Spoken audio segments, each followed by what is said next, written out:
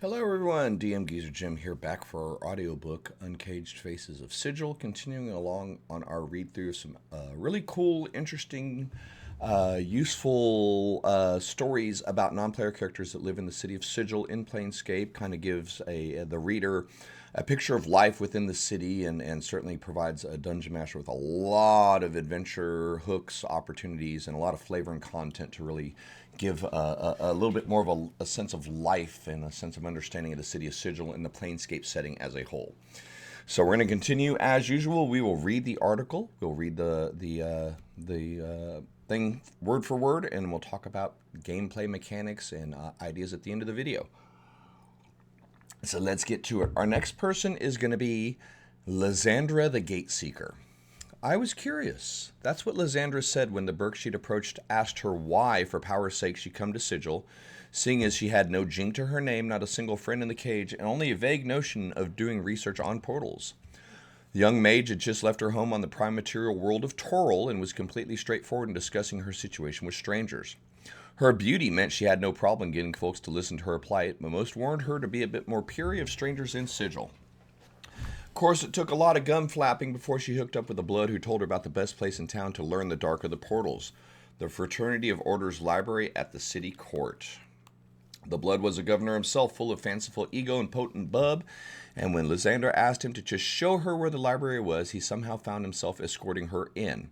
She spent the next few months there poring over the diagrams, scrolls, and logbooks. The faction practically had her taking the oath of initiation with Lissandra ran their well of portal knowledge dry and decided it was time to leave.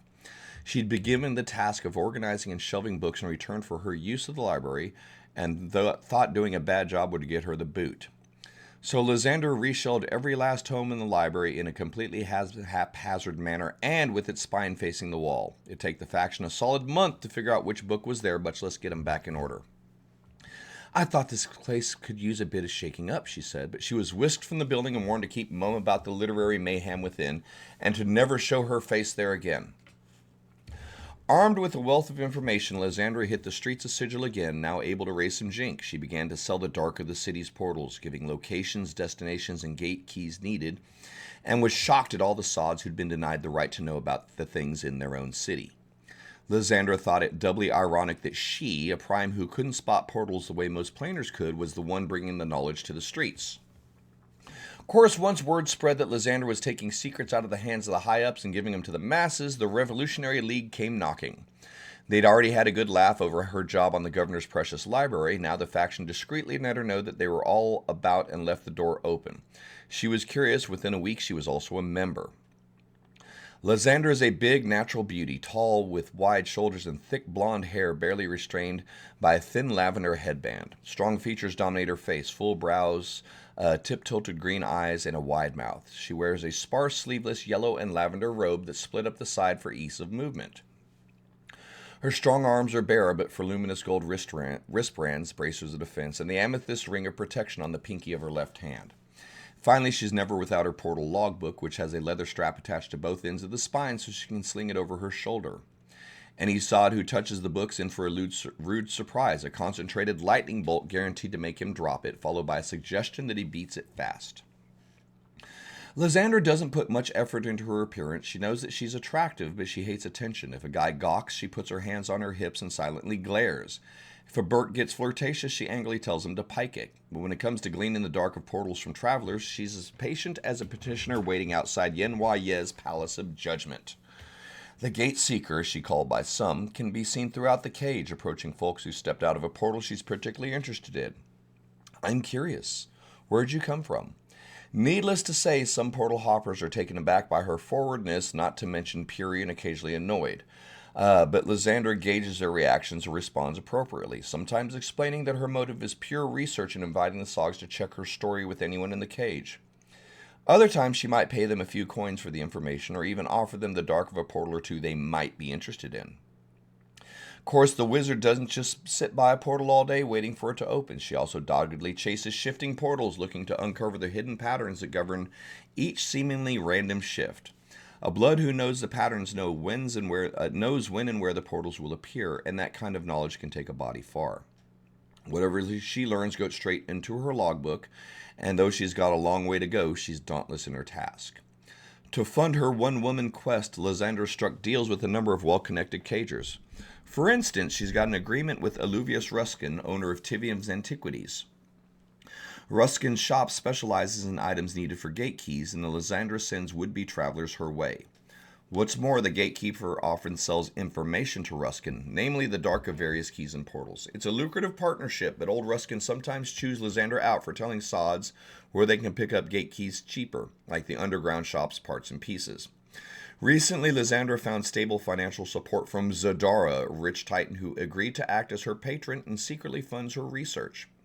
As a good anarchist, Lissandra delights in using a high-up's jink to lay bare secrets that might weaken the ruling class.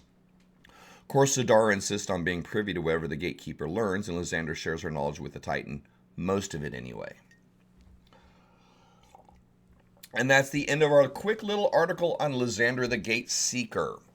Okay, so what's this story telling? Well, real quick, before we finish, she is a human. She's a prime. She's from the material plane, Toril, the Forgotten Realms world. She is a wizard, magic user 9th, wizard, 9th level, 10th level, something like that. She's inquisitive, unassuming, and direct. She can be found anywhere within Sigil, though she often hangs around known portals. Role-playing her, Lissandra is straightforward and serious about what she does. She's the furthest thing from a flirt, and she hates being reduced to an object of beauty.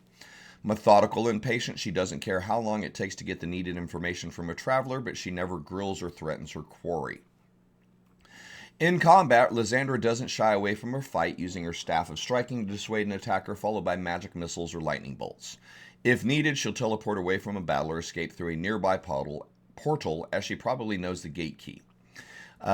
She's tangentially related to the Grixit and Aluvius Ruskin and Zadara, some of the non-player characters. So if you remember earlier, we read about the Grixit, this person, this being who has come to Sigil with the sole intention of closing the portals to basically limit the Lady of Pain's power. Lissandra is the dead opposite of that. Lissandra represents knowledge, the freedom of knowledge, the freedom of access. Should your players be in the need to connect to portals, and you want to put a little bit more of a role play situation into it, you want them to actually work for it instead of just saying, "There's a glowing portal that you need over there. Quickly run through it." You get to use Lissandra for that. Canonically, she has information on most of the known portals within Sigil, and she's always searching for new portals. As you may or may not know, portals open and close constantly within the city of Sigil. The Lady of Pain is ostensibly in control of the closing and opening of portals. Some variations in the lore, depending on your edition and the time period, may or may not confirm that. But they exist. They're the single way that things get in and out of the city. So if you know where all of these portals are, where they lead, and how to access them, that gives you a lot of power. Information and knowledge is power in Sigil, and you can turn information and knowledge into money, which is also another facet of power within Sigil. So Lissandra is actually placed very well to be a useful non-player character for your PCs, should they be going in and out of Sigil quite often. You can also use her as a target for, I don't want to say assassinations, but as an antagonist, depending on the faction that your players line up with. They may not necessarily like the fact that Lissandra is allowing the masses to access portals. But, ultimately her story and the NPC represents the accessibility of the city, even though there's a lot of the idea of the portals is shrouded in mysteries and keys, and no one knows when the next one will open and when a long-standing portal will close. Lissandra gives us as Dungeon Masters the tools to manage those portals, to manage access to them without requiring the players to join a faction, without requiring the players to go through a bunch of hoops. If they need to go from point A to point B quickly and you don't want to make it too hard for them, then you have Lissandra, conveniently, you guys are trying to go to Bitopia? Well, the portal to Trade Gate is over here, but if you really want to get onto one of the lower layers, Shurok, I know of this one place and blah, blah, blah, blah, blah. So you can really lean into some storytelling and some exposition and use her to move your players throughout the outer planes and the inner planes without requiring a lot more work for the players. Easy access to the Outer Planes is the easiest way to use Lissandra.